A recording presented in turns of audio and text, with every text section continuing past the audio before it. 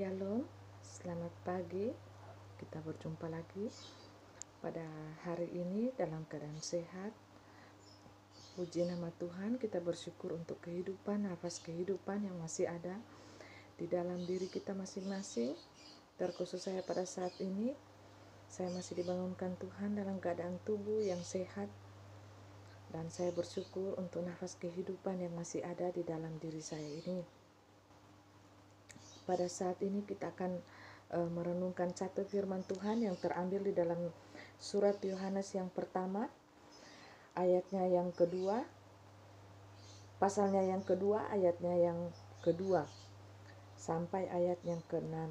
Firman Tuhan berkata, "Dan ia adalah pendamaian untuk segala dosa kita, dan bukan untuk segala dosa kita saja, tetapi juga untuk dosa seluruh dunia. Dan inilah tandanya bahwa kita mengenal Allah, yaitu jikalau kita menuruti perintah-perintahnya. Barang siapa berkata, 'Aku mengenal Dia,' tetapi ia tidak menuruti perintahnya, ia adalah seorang pendusta, dan di dalamnya tidak ada kebenaran. Tetapi barang siapa menuruti firman-Nya, di dalam orang itu sungguh sudah sempurna kasih Allah. Dengan itulah kita ketahui bahwa kita ada di dalam Dia. Barang siapa mengatakan bahwa ia ada di dalam Dia, ia wajib hidup sama seperti Kristus telah hidup." Terpujilah nama Tuhan, firman Tuhan yang sungguh indah bagi kita sekalian, anak-anak Tuhan yang dikasihi oleh Tuhan Yesus Kristus. Jadi firman Tuhan pada saat ini yaitu renungan firman Tuhan berkata bahwa Kristuslah perantara di tengah-tengah dunia ini. Ya, Kristus perantara antara Allah dan manusia, Allah Bapa yang di surga dan manusia yang berdosa. Kita ini ada Kristus sebagai perantara di tengah-tengahnya. Untuk itu, jikalau kita renungkan firman Tuhan yang sungguh indah pada saat ini, manusia tidak bisa menjangkau Allah yang Maha Kudus, Allah Bapa Surgawi, Allah yang bersemayam di dalam kerajaan surga itu tidak bisa kita tembus melalui usaha kita manusia, kecuali ada perantara yang menjadi jalan penyambung antara manusia dan Allah Bapa Surgawi. Karena apa? Karena keterpisahan, keberdosaan manusia ini sungguh fatal, dan sejak kejatuhan Adam dan Hawa itu manusia telah jatuh begitu dalam di dalam pemberontakannya kepada Allah. Untuk itu harus ada pendamaian antara Allah Bapa Surgawi dan manusia yang telah jatuh ke tangan Lucifer, ke tangan iblis. Jadi Yesus Kristuslah sebagai perantara tersebut yang menyambung hubungan antara manusia dan Allah yang telah terpisah. Untuk itu, jikalau kita telah mengenal Kristus di dalam hidup kita, kita telah percaya bahwa Kristus ada hidup di dalam hati kita, kita akan menuruti perintah-perintahnya, taat dan setia mengikuti jalannya.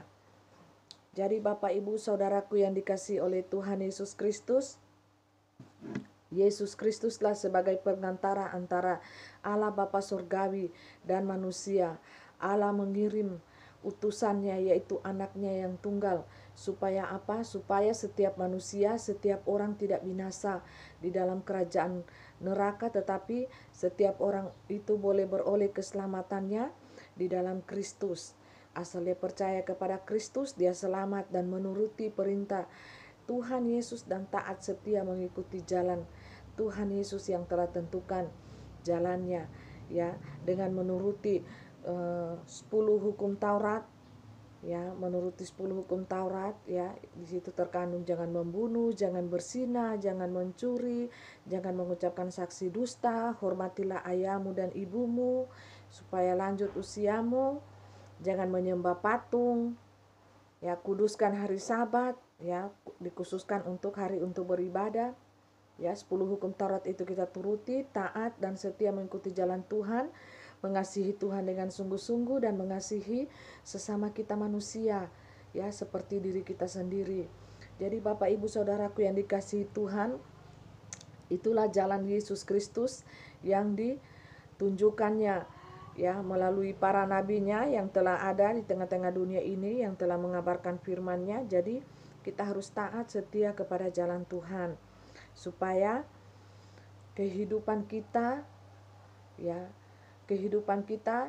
boleh berada di dalam kerajaan surganya yang kekal. Kita boleh bergembira, bersukacita, berbahagia di dalam kerajaan surga, kerajaan Allah.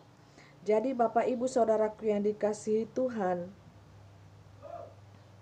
jikalau kita percaya kepada Tuhan Yesus, kita harus menuruti perintahnya dan taat kepada firman-Nya.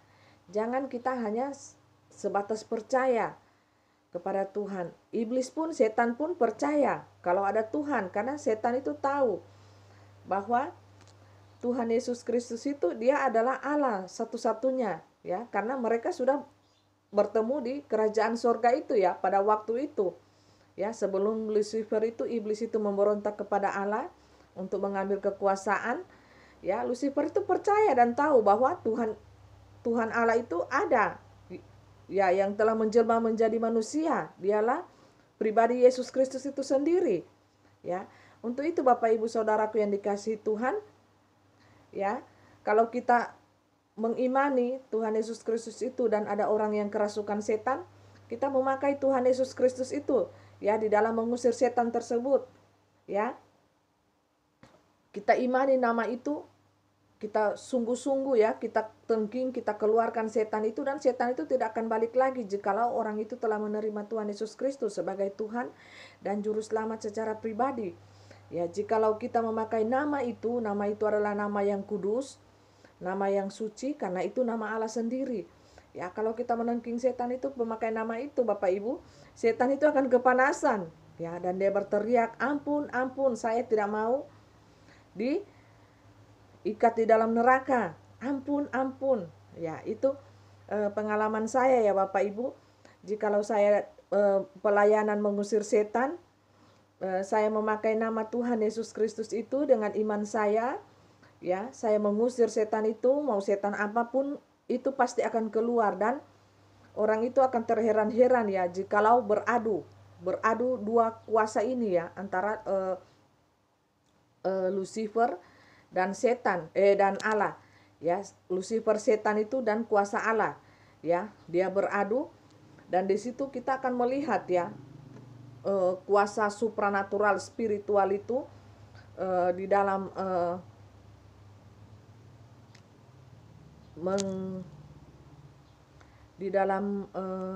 memproses anak-anak Tuhan itu, dan anak-anak Tuhan itu mengeluarkan mendemonstrasikan kuasa Allah itu. Kita akan lihat pada saat dua kuasa ini beradu, kuasa setan dan kuasa Allah itu. Kita jangan hanya sampai kita mengatakan kita percaya, kita beribadah, kita memuji Tuhan tanpa kita melihat demonstrasi dua kuasa ini. Jikalau beradu ketemu, akan terjadi langsung orang itu akan terheran-heran melihat kejadian-kejadian aneh yang akan muncul jikalau dua kuasa ini beradu, ketemu dan beradu. Bapak Ibu Saudaraku yang dikasihi Tuhan, saya pengalaman kalau saya mengusir setan, walaupun itu setan Lucifer, dikatakan setan Pantai Ratu Selatan, apa semua yang masuk yang pada orang itu, dan saya mengusirnya di dalam satu nama, yaitu nama Tuhan Yesus Kristus. Tetapi sebelumnya saya berpuasa dulu berhari-hari, saya mempersiapkan diri dulu berhari-hari, dan di situ orang akan melihat bahwa suara saya akan berubah. Kalau saya itu mengusir setan itu, mereka akan melihat bahwa bukan diri saya lagi yang berhadapan dengan setan itu, yang berbicara dan ngomong dan menghardik setan itu supaya keluar dari tubuh orang itu, yang telah dirasuknya. Jadi Bapak Ibu Saudaraku yang dikasihi Tuhan, mereka sampai terkagum-kagum dan terheran-heran melihat jikalau dua kuasa ini beradu, kuasa ini. Jadi anak-anak Tuhan itu jangan hanya sebatas percaya saja kepada Tuhan Yesus Kristus, tetapi harus ada tindakan selanjutnya, mengambil langkah selanjutnya, percaya kepada Tuhan Yesus, taat dan melakukan perintah Tuhan Yesus, taat melakukan firman Tuhan.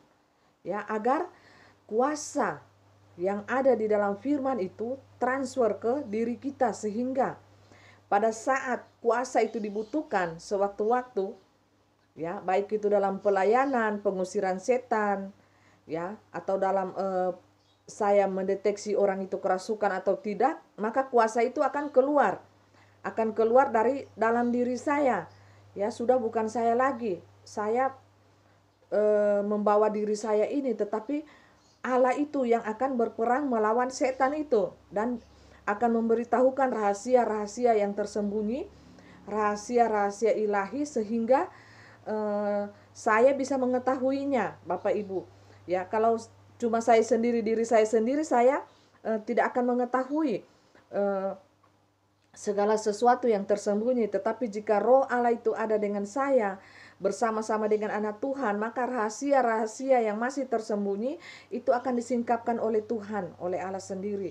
Bapak, Ibu, Saudaraku yang dikasihi oleh Tuhan Yesus Kristus, jadi kita sebagai anak-anak Tuhan, kita harus taat dan setia kepada Tuhan, perintah-perintah Tuhan, dan kita menyerap, ya, kita menyerap. Ada kuasa di dalam firman Tuhan, itu ada kuasa. Ya, untuk itu orang manusia biasa saja yang belum percaya kepada Tuhan Yesus, ya, manusia biasa, ya, manusia yang belum percaya kepada Tuhan Yesus itu, ya, kalau mereka menyentuh Alkitab ini, ya, Bible ini, ya, itu mereka bilang ada magic, ada kuasa lain yang menyerap mereka. Mereka bilang itu magic. Ya, sampai ada bilang ada yang jin, ada apalah, itu tidak ada. Di dalam kekristenan, di dalam firman Tuhan tidak ada jin, yang ada hanya setan. Setan Lucifer itu, ya, setan Lucifer itu memakai nama, ada sekitar 40-60 nama samarannya, jin putih, jin hitam, kuntilanak, segala macam, ya. Itu jangan kita terkecoh, itu tipu daya setan. Ya, lawan kita adalah setan Lucifer ini. Ya, sehingga orang pun yang belum percaya mengatakan bahwa Alkitab ini ada magic. Jangan kamu membaca, menyentuhnya, karena kamu akan kesetrum dengan magic. Saya tertawa, ya, kalau melihat banyak beragam tanggapan, ya, orang-orang yang belum mengenal Tuhan Yesus Kristus itu, mereka mengatakan bahwa di Alkitab ini ada magic, ya, ada setan, ada jin, ya, segala macam, karena mereka belum mengenal pribadi Allah itu yang sesungguhnya. Kebenaran pribadi, kebenaran Allah yang sesungguhnya itu mereka belum mengenalnya, sehingga bermacam-macamlah argumen secara manusia dunia nyata, ya, ini saya mengatakan bahwa mereka bilang jangan kamu membaca itu karena kamu akan tertarik, ada kuasa di dalamnya, ada magic, kamu akan, jikalau kamu terkoneksi dengan kuasa Allah itu dan kamu terpilih sebagai orang-orang yang dibenarkan yang akan masuk ke dalam kerajaan Allah itu, maka kuasa itu akan dia serap, ya, dengan imannya, kebenarannya. Karena Bible ini, firman Allah murni ini mengandung kuasa. Kalau kita membaca 1-2 ayat itu mengandung kuasa yang sungguh luar biasa, ya, dampaknya, efeknya untuk kita, diri kita sendiri, iman kita. Apalagi kita sebagai anak-anak Tuhan yang telah percaya, ya, kepada Tuhan, taat dan setia kepada firman Tuhan, melakukan kehendak Bapa surgawi, maka kuasa itu akan sempurna di dalam diri kita masing-masing sebagai anak-anak Tuhan. Mari pergunakan kuasa Allah ini di dalam firman Tuhan. Jangan kita menyia-nyiakannya, jangan kita hanya menyimpan Bible, firman Tuhan ini di lemari kita, tetapi mari kita gunakan kuasa itu. Karena kuasa itu tidak kelihatan. Itu berjalan di alam supranatural, spiritual. Dan lawan kita adalah iblis, setan. Ya. Jadi Bapak Ibu Saudaraku yang dikasihi Tuhan, jangan sampai orang-orang yang tidak mengenal Yesus Kristus, pribadi Tuhan Yesus Kristus Allah itu sendiri, bahkan mengetahui bahwa di dalam firman ini ada magic, ya, ada kuasa yang tersembunyi, sehingga mereka takut untuk membacanya. Karena apa? Mereka akan tertarik oleh kuasa itu. Ya, itulah tipu daya setan yang membuat orang-orang tersebut tidak ingin membaca firman Tuhan ini. Karena apa? Di dalam firman Tuhan, Bible ini, jalan kebenaran, jalan yang lurus ditunjukkan melalui firman Tuhan ini, Bible ini. Yesus Kristus sendiri berkata, "Akulah jalan, kebenaran, dan hidup. Barang siapa percaya kepadaku, ia tidak akan binasa, melainkan beroleh hidup yang kekal. Nah, ini setan tidak mau, ya, manusia itu mendapatkan jalan yang lurus, mendapatkan jalan kehidupan yang kekal. Karena apa? Karena kerajaannya akan kosong, ya, tidak ada isi, ya. Setan itu mau bahwa kerajaan nerakanya itu full juga dengan manusia. Nah, sedangkan Allah ini Maha Pengasih, sebagai pencipta manusia, segala jenis hewan, tumbuhan, apapun di dunia ini, ingin mau kerajaan surganya terisi full dengan manusia ciptaannya yang dia kasihi. Ya, jadi dua kerajaan ini, ya, karena Lucifer ini memberontak, dia ingin menyamai seperti Allah, setan ini, makanya dia juga ingin kerajaannya itu full, manusia itu mengikuti jalannya. Dia tidak ingin manusia itu mengetahui jalan yang lurus itu di mana, ya. Jalan yang menuju kekekalan itu jalan yang apa? Dia tidak mau, ya. Karena dia memberontak, dia ingin manusia itu ingin mengikuti jalannya, yaitu menuju kepada kerajaan neraka.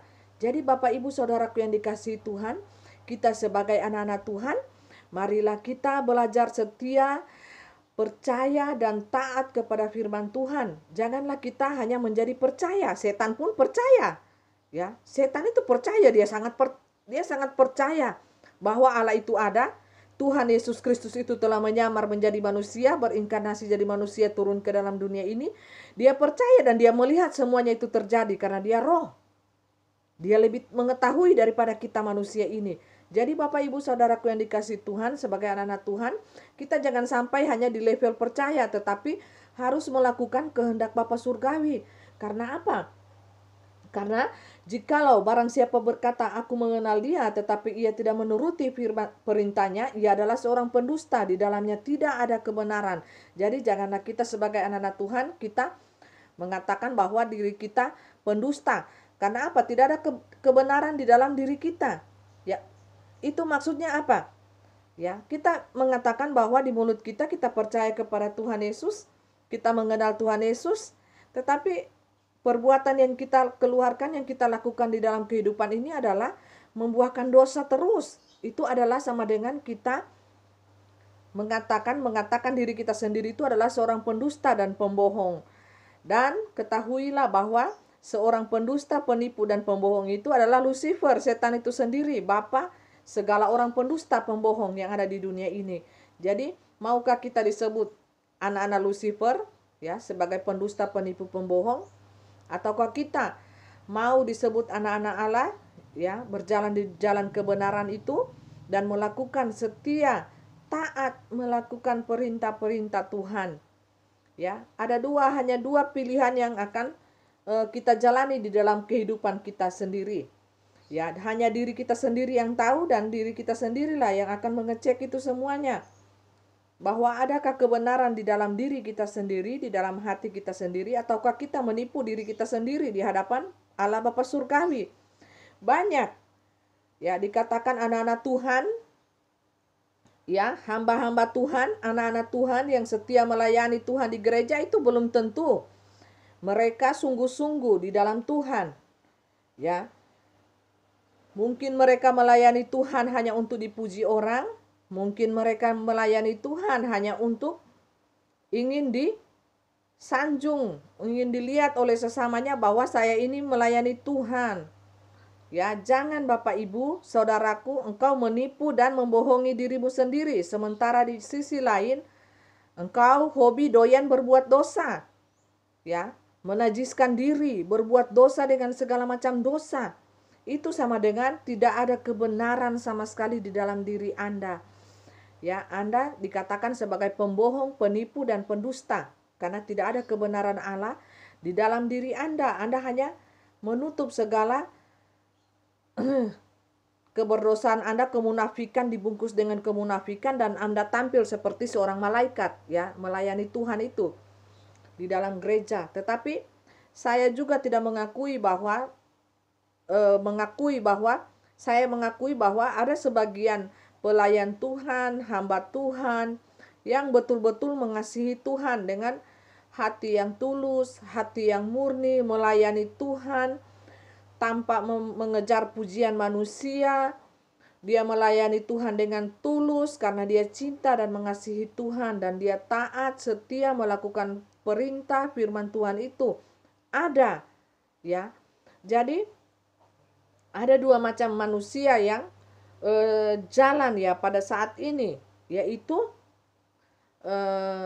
hamba Tuhan, pelayan-pelayan Tuhan, anak-anak Tuhan yang betul-betul domba, percaya, taat, setia, dan melakukan kehendak Bapa Surgawi. Itu disebut dengan domba. Dan ada juga anak-anak Tuhan yang dilihat seperti domba tetapi serigala. Mereka adalah serigala.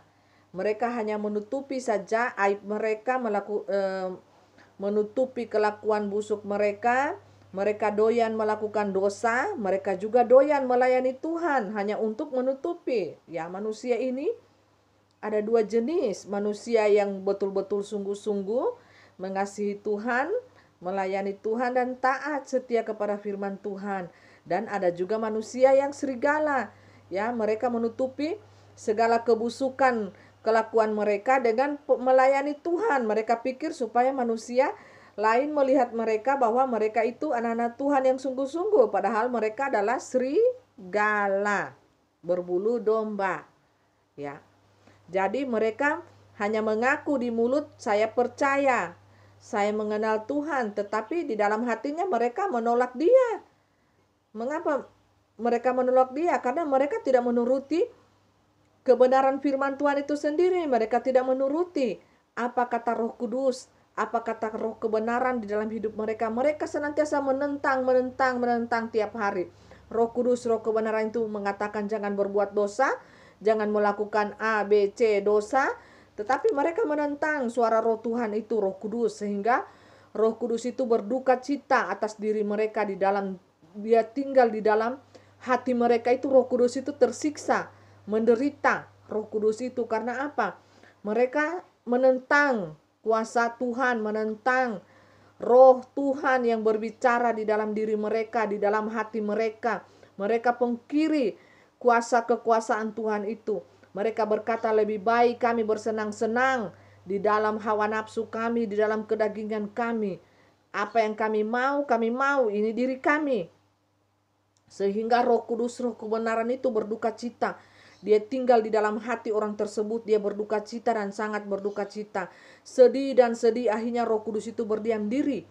Ya, karena apa? Orang tersebut setia dengan kesadaran dirinya, ya, dengan keangkuhan dirinya, dia melakukan terus pemberontakan di hadapan Allah. Sementara di sisi lain dia melayani Tuhan juga. Ya, itu adalah orang-orang yang munafik. Ya, orang-orang yang tidak menuruti apa kata Tuhan, tetapi mereka menuruti apa kata keinginan dagingnya, keinginan hatinya yang membuahkan hasil dosa. Jadi Bapak Ibu Saudaraku, ada dua jenis manusia yang hidup di tengah-tengah dunia ini. Ya, ada yang melakukan firman Tuhan, ada juga yang menentang firman itu sendiri, tetapi di mulut mereka mengaku saya percaya. Nah, orang tersebut adalah tidak melakukan kehendak Bapa Surgawi. Nah, sedangkan yang menjadi penghuni kerajaan surga ini adalah orang-orang yang betul-betul percaya kepada Tuhan Allah, Yesus Kristus itu, dan melakukan kehendak Bapa Surgawi. Ya, menuruti firman Tuhan dan melakukan kehendak Bapa Surgawi. Ya, jikalau Anda tidak melakukan kehendak Bapa Surgawi, Anda hanya sekedar berteriak saja seperti setan itu, ya. Saya percaya, saya telah melayani Tuhan. Saya telah bersaksi, saya telah mengusir setan. Tetapi apakah dia masuk kerajaan surga? Tidak, dia berada di neraka. Ya, seperti itu, hanya sebatas percaya tetapi tidak melakukan kehendak Bapa Surgawi, tidak melakukan kehendak Allah. Ya, tidak melakukan kebenaran itu sendiri. Karena orang-orang yang seperti itu dikatakan bahwa mereka menipu. Mereka adalah pendusta, menipu dirinya sendiri dan menjadi pendusta di hadapan Allah. Ya, janganlah kita sebagai anak-anak Tuhan, kita dikatakan sebagai penipu dan pendusta di hadapan Allah. Enyalah kau hambaku yang jahat, yang tidak setia, enyalah kau dari hadapanku. Aku tidak mengenal engkau. Betapa sadisnya Bapak Ibu jikalau kata-kata itu dilontarkan ketika kita berpindah alam ke alam lain nih, alam supranatural itu kita tidak dikenal Tuhan. Sementara kita di dunia ini sibuk, orang lihat sibuk kita melayani Tuhan. Padahal kita hanya sibuk mencari kesibukan saja sebagai rutinitas kita. Ya, kita tidak betul-betul melakukan kehendak Bapa Surgawi. Kita hanya mencari rutinitas untuk kepentingan diri kita sendiri, untuk menyenangkan diri kita sendiri.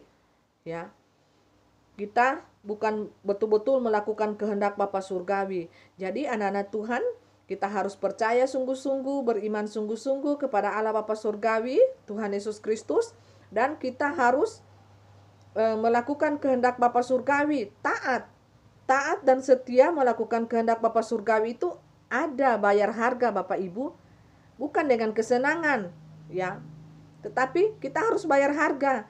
Untuk melakukan kehendak Bapa Surgawi itu sangat susah Bapak Ibu.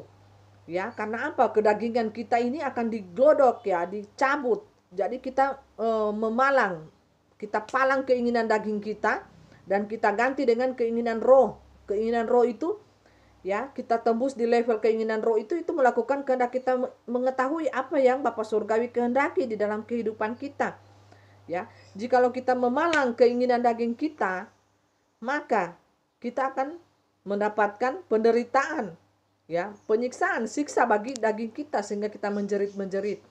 Dan banyak manusia yang tidak mau menempuh jalan itu, jalan penderitaan itu, siksa ya. Kalau kita bayar harga itu, kita untuk menembus dimensi baru, kita harus bayar harga ya. Dengan kita letakkan ego kita letakkan perasaan kita letakkan kenyamanan diri kita letakkan apapun kelebihan di dalam diri kita itu kita letakkan di bawah kaki Yesus. Ya, kita tidak bawa semuanya itu. Ya, karena apa? Kita diproses oleh Tuhan itu tidak membawa segala sesuatu apapun yang melekat di dalam diri kita.